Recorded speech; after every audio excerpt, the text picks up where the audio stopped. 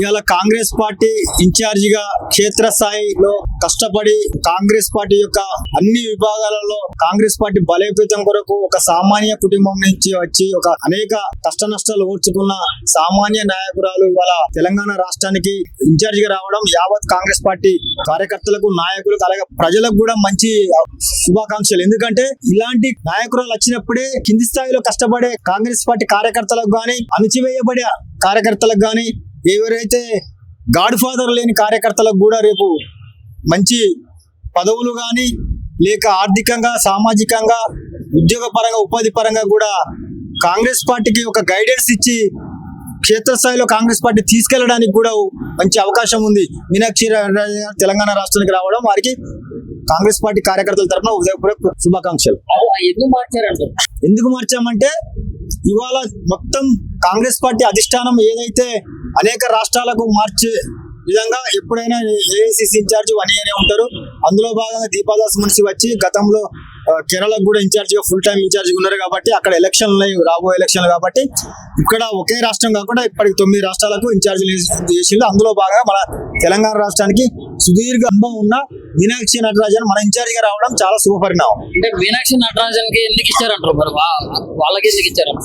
మీనాక్షి నటరాజన్కి ఎందుకు ఇచ్చారంటే కాంగ్రెస్ పార్టీ గత 10 ఏళ్ళు కష్టపడి అధికారం లేకపోయినా సామాన్య కార్యకర్తలు అనేక సామాజిక వర్గాలు కష్టపడి కాంగ్రెస్ పార్టీ అధికారంలోకి తేవడం జరిగింది.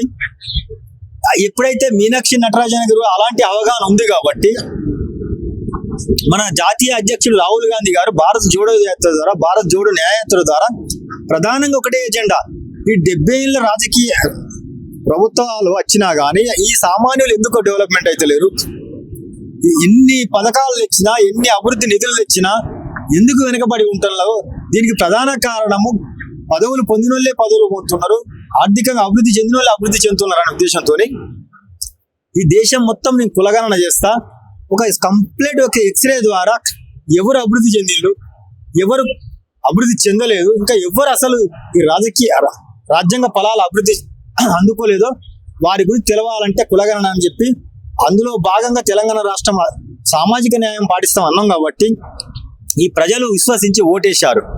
ఇవాళ భారతదేశానికి మొత్తానికే కులగణన ద్వారా ఇది ఒక దిక్సూచిగా మన తెలంగాణ రాష్ట్రం రేవంత్ అన్న నాయకత్వంలో నిలిచింది. కాబట్టి ఈ కులగణన యొక్క రిపోర్టు ప్రభుత్వం దగ్గర ఉంది, పార్టీ అధిష్టానం దగ్గర ఉంది. సామాన్య కార్యకర్తలకు అణచివేయబడి వెనకబడిన అత్యంత వెనుకబడిన కులాలకు న్యాయం జరగాలంటే కాంగ్రెస్ పార్టీ యొక్క ఐడియాలజీ తెలిసిన వ్యక్తి రేపు రాబో కాలాలు ఇప్పటికీ 140 సంవత్సరాల నుంచి కాంగ్రెస్ పార్టీ ఏదైతే ఉందో ఇంకా 100 ఏళ్ళైనా కాంగ్రెస్ పార్టీ నిలబడాలంటే అత్యంత విశ్వాసం గల కాంగ్రెస్ పార్టీ కార్యకర్తల నాయకులకు పదవులు ఇవ్వవలసి ఉంది.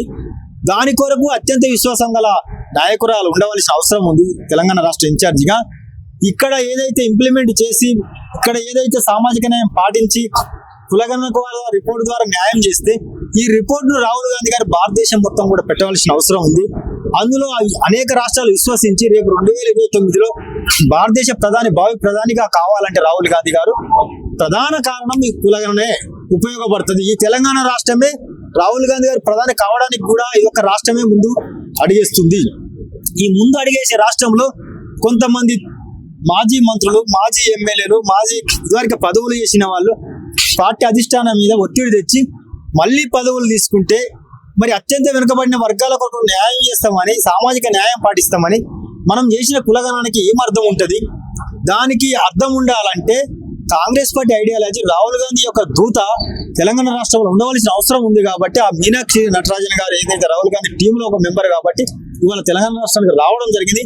దాని మీదనే ఇలా గాంధీ భవన్ విస్తృతంగా ఎమ్మెల్యేలు, ఎమ్మెల్సీలు, ఆఫీస్ బేరర్లు, టీపీసీసీ నాయకులు, ముఖ్యమంత్రి, మంత్రులు అందరూ కలిసి కూడా ఏకధాటిగా రాహుల్ గాంధీ గారికి నటరాజన్ గారికి మీరు ఏ నిర్ణయం తీసుకున్నా మేము దాన్ని శిరసా వహిస్తాం, కులగణన చేసినాం కాబట్టి ఆ కులగణనకు తగ్గట్టే రేపు రాబోయే ఎమ్మెల్సీలో కానీ కార్పొరేట్ చైర్మన్లో కానీ అత్యంత వెనుకబడిన వర్గాలకు ఇవ్వాల్సింది మీరు ఇస్తే మేము మిమ్మల్ని ఆమోదిస్తామని చెప్పి ఇవాళ ప్రధాన చర్చ ఇదే జరుగుతుంది. అందుకోండి.